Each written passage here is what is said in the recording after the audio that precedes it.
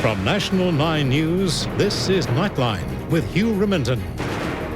John Howard stays out of the debate over a war tax.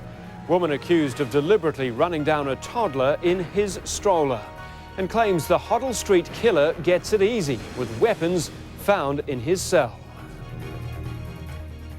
Good evening. Also in the news tonight, a hometown lap of honour for the Brisbane Lions, while Sydney gets behind its grand final heroes. Finance Minister Nick Minchin says tonight the federal government is not considering introducing a special war tax to pay for any conflict with Iraq. But with other senior ministers refusing to rule it out, Labor and the minor parties have warned the government they will join forces to block any war levy in the Senate. As the Prime Minister arrived to address a Jewish community function in Sydney, his government was busy trying to play down the continuing speculation. It's planning a special tax to pay for Australia's involvement in any military campaign in Iraq. We're not considering any war levy. Equally, though, the government isn't ruling it out. Everything that government does has to be paid for one way or another. After initially leaving the option open, Labor is now opposing the idea. We won't be supporting the war tax.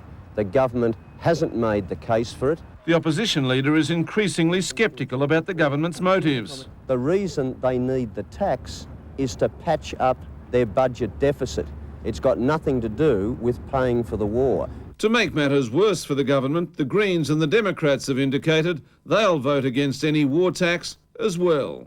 Unless Labor changes its tune, the government will be facing an impossible task to get a special levy through the Senate. There's no way that the Democrats would sign up to slugging the taxpayers more money to pay for a war that we shouldn't be involved in.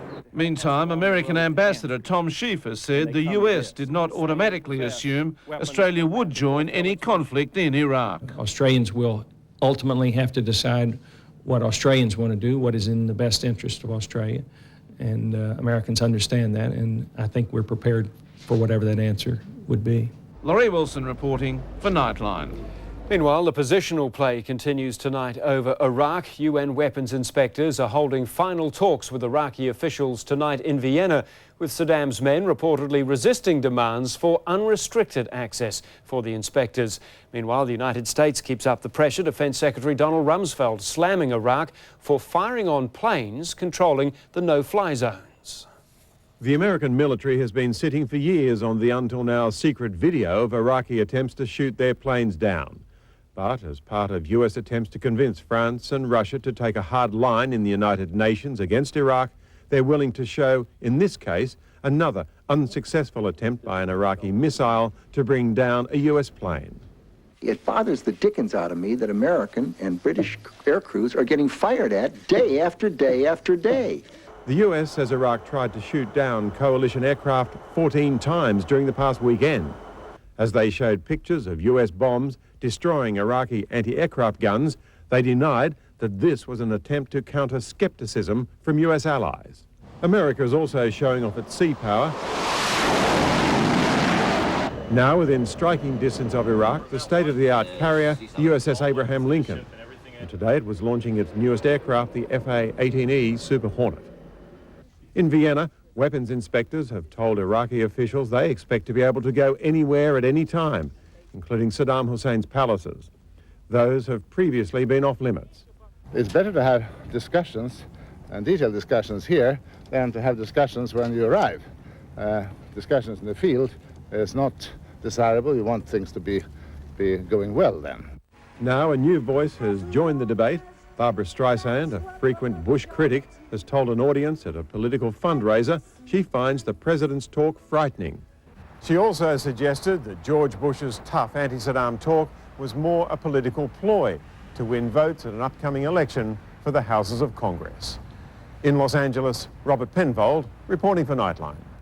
A Sydney inquest has been asking why it took police more than 13 hours to find the body of a boy reported missing at the Fox Studios complex in the city's east. The boy was crushed under fencing panels during a sudden windstorm in January last year. Still deeply traumatised, David Selinger's parents were at the inquest to hear the fateful chain of events.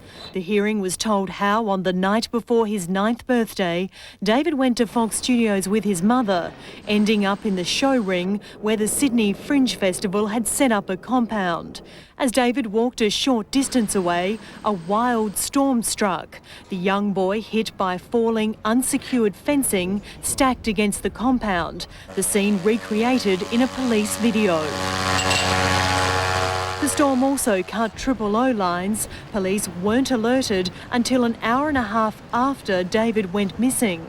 His body found the following morning. The inquest was told police did everything they could to try and find David that night, also searching areas surrounding Fox Studios, even Centennial Park, in case he'd been abducted. Detective Wallace said Fox and Sydney Fringe Festival owed patrons a duty of care, and this duty of care was not properly executed.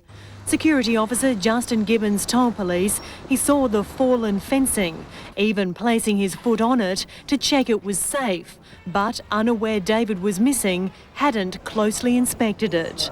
Nina Stevens for Nightline.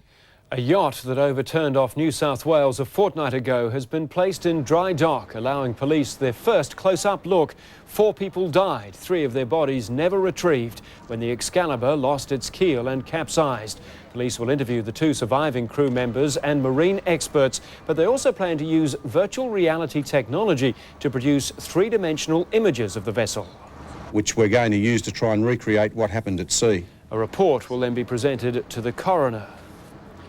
A 40-year-old woman has been charged with 2 counts of attempted murder after allegedly steering her 4-wheel drive at her former partner and his 2-year-old son. The child, who was being pushed in a stroller, suffered serious head injuries. The flattened stroller, graphic evidence of 2-year-old Chad Evans' ordeal. Witnesses say the 4-wheel drive passed right over the top of the pram. Yeah, the screams. We heard the screams from the little baby. Chris Evans had just left his Wynnum home with his son when the Pajero came after them. They tried to hide behind parked cars on a vacant lot. They hid behind a car for protection, and she just rammed into the car.